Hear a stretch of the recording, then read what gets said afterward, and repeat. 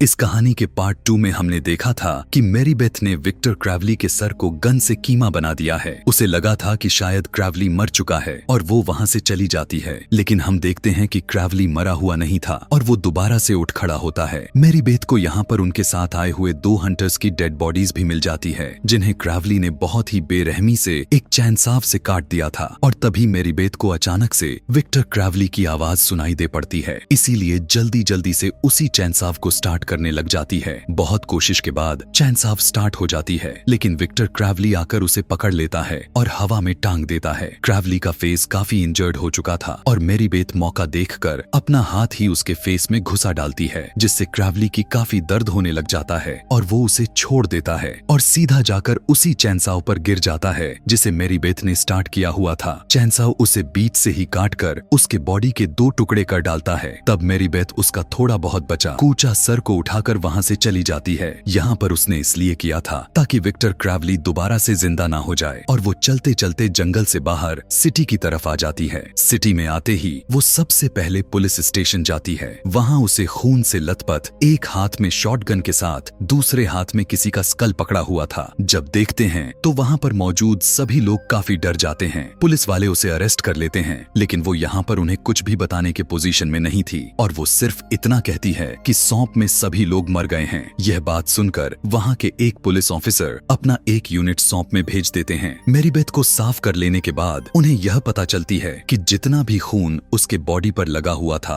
वो उसका नहीं था। उसकी बॉडी पर छोटे मोटे स्क्रैचेस थे, कोई ज्यादा बड़ा इंजरी नहीं था। शेरिफ उससे सारी इंक्वायरी लेता है। पिछले 2 दिनों से उसके साथ जो कुछ भी होता रहा वो सब उसे बता देती है। शेरिफ को यह बात समझ में नहीं आ रही थी कि सौंप पर इतने सारे लोगों की जान चली गई और वो आखिर कैसे सिर्फ छोटे मोटे स्क्रैचेस के साथ बचकर यहाँ आ गई है। यहाँ पर शेरिफ उसकी विक्टर क्रैवली वाले बात पर यकीन करने से इनकार कर रहा था, क्योंकि असल में वो उसे ही किलर समझने लग गया था। तभी भेजे हुए यूनिट में एक पुलिस ऑफिसर रेडियो के जरिए शेरिफ से कांटेक्ट करता है और वो बताता है कि सौंप का बहुत ही बुरा हाल हो चुका है। लोगों को बहुत ही ब्रूटल तरीके से मारा गया है और डेड बॉडीज की हालात देखने लायक ही नहीं है। उन्हें देखकर आए हुए सभी पुलिस ऑफिसर्स बस वॉमिटिंग किए जा रहे हैं। शेरिफ उसी वक्त रेंजलो को वहां का इंचार्ज बनाकर सौंप के लिए निकल पड़ता है और तभी वहां पर शेरिफ की एक्स वाइफ अमांडा आती है। वो एक जर्नलिस्ट थी। वो विक्टर क्रैवली के बारे में उसे बड़ा ही क्रेज था। वो काफी अरसे से उस पर रिसर्च कर रही थी। वो किसी तरह रेंजलो को मनाकर मैरीबेथ से पूछताछ करने लग जाती है, जबकि मैरीबेथ उसे कुछ भी बताने के लिए एग्री नहीं थी और मैरीबेथ से काफी इंक्वायरी करती रहती है, लेकिन मैरीबेथ उसे कुछ भी बताने के लिए तैयार नहीं हो रही थी। तब अमांडा उसे बताने लगती है कि अगर वो अपना मुंह नहीं खोला तो इतने सारे लोगों के मर्डर के केस में उसे फांसी हो जाएगी। वो उसे लालच देते हुए कहने लगी कि सिर्फ वही उसे बचा सकती है। अब यह सुनने के बाद जो कुछ भी उसके साथ हुआ था, फाइनली अमांडा से सब कुछ बता देती है और मैरीबेथ पूरी तरह से श्योर थी कि उसने विक्टर क्रैवली को मार दिया है। लेकिन अमांडा उससे कहती है कि पैरानॉर्मल वर्ल्ड में विक्टर क्रैवली जैसे भूतों को रिपीटर्स कहते हैं, जिसे कभी भी मारा नहीं जा सकता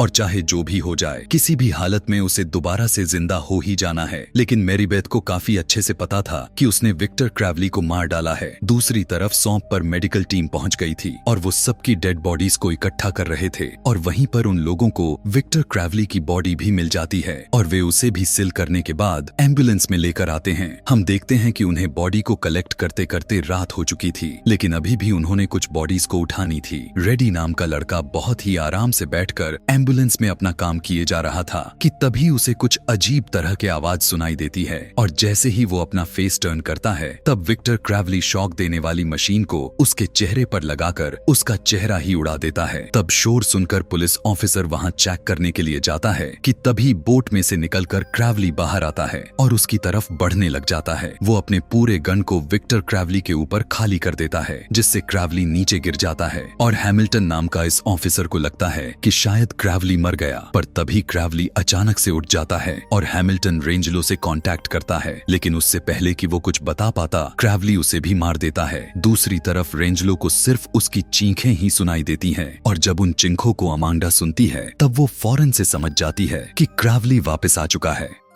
अमांडा कहती है कि वो जानती है कि विक्टर क्रैवली को हमेशा के लिए कैसे मारा जा सकता है और रेंजलो से मेरीबेथ को आजाद करने के लिए कहती है, लेकिन वो उसकी बात नहीं सुन रहा था और उधर दूसरी तरफ क्रैवली अपना काम किए जा रहा था। एक एक करके सभी पुलिस ऑफिसर्स को मारे जा रहा था, यहाँ तक कि डॉक्टर्स को भी नहीं छोड़ रहा था और मरने वालों की चीखें रेंजलो भी सुने जा रहा था और वो अमांडा पर विश्वास करते हुए मेरीबेथ को आजाद कर देता है। तब तक शेरिफ भी अपनी टीम के साथ वहां मौके पर पहुंच चुका था और तभी वहां पर स्वैट टीम भी आ चुकी थी, जिसका इंचार्ज डायलर उस ऑपरेशन को अपने हाथ में ले लेता है। दूसरी तरफ अमांडा मेरीबेथ और रेंजलो को लेकर एक आदमी के घर जा रही थी और वो आदमी थॉमस क्रैवली का इकलौता रिश्तेदार था और उसकी राख भी उसी के पास थी। अमांडा का प्लान यह होता है कि क्रैवली जो अभी भी अपने फादर को ढूंढे जा रहा है और जब मेरीबेथ अपने हाथों से क्रैवली के फादर की अस्थि को उसे दे देती है तो वो बिना कुछ कहे वापस चला जाएगा, लेकिन उसके इस प्लान के लिए मेरीबेथ बिल्कुल भी तैयार नहीं हो रही थी। अमांडा उससे थॉमस की राख यानी क्रैवली के फादर की अस्थि को मांगती है और वो आदमी किसी कीमत पर उन्हें वो राख देने वाला नहीं था और जब अमांडा के पास कोई रास्ता नहीं होता तब वो रेंजलो की गन उसके ऊपर तान देती है और जब वो राख उसे देता है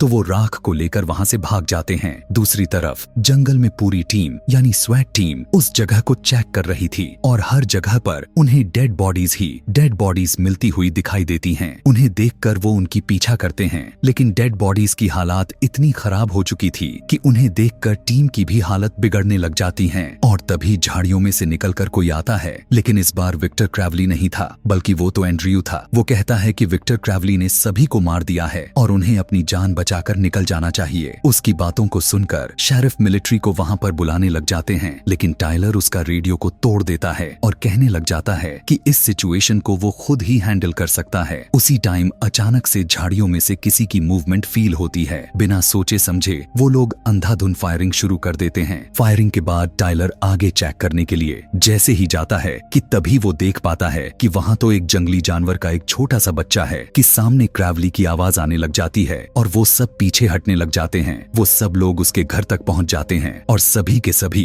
अपना एक एक कदम को बहुत ही सोच समझकर आगे बढ़ा रहे थे। तभी एक साइड से क्रैवली निकल कर आ जाता है और एक ऑफिसर को बहुत ही बेरहमी के साथ मार देता है, जबकि दूसरे ऑफिसर को वो अपने हुक में फंसाकर अपनी तरफ खींचने लग जाता है और बदले में सब स्वैट टीम उसके ऊपर फायरिंग करने लग जाते हैं, लेकिन फिर वो उसे अपनी तरफ खींच रहा था। तब शेरिफ आगे बढ़कर उसकी रस्सी को काट देता है और उसे बचाने में लग जाता है, लेकिन क्रैवली उसके मुंह में अपना हाथ ही डाल उसे अंदर खींच लेता है और वो सभी पीछे हटकर एक बार फिर से फायरिंग करना शुरू कर देते हैं। टाइलर उसे चारों तरफ से घेरने की ऑर्डर्स देता है और जैसे ही वे सभी एक दूसरे से थोड़ा दूर होकर अलग होते हैं तब मौका देखकर क्रैवली एक एक करके सभी को मारना शुरू कर देता है और कई सारे ऑफिसर्स उसे पकड़कर मारने लग जाते हैं, लेकिन वो सभी को एक ही झटके में उठा फेंकता है। कोई भी उसका मुकाबला नहीं कर पा रहा था और वो एक एक करके सबको मारता चला जा रहा था। उनकी गोलियां भी उसकी बॉडी पर कोई असर नहीं दिखाती और टाइलर के गन की गोलियां भी खत्म हो जाती हैं और वो दोनों आपस में लड़ने लग जाते हैं, लेकिन क्रैवली उसे कोई भी मौका दिए बगैर उसकी रीढ़ की हड्डी खींचने लग जाता है और क्रैवली उसके स्कल के साथ ही उसके स्पाइन को बाहर निकाल फेंकता है। यह देखने के बाद कैंडी बौखला जाता है और अपना आरपीजी को रेडी करके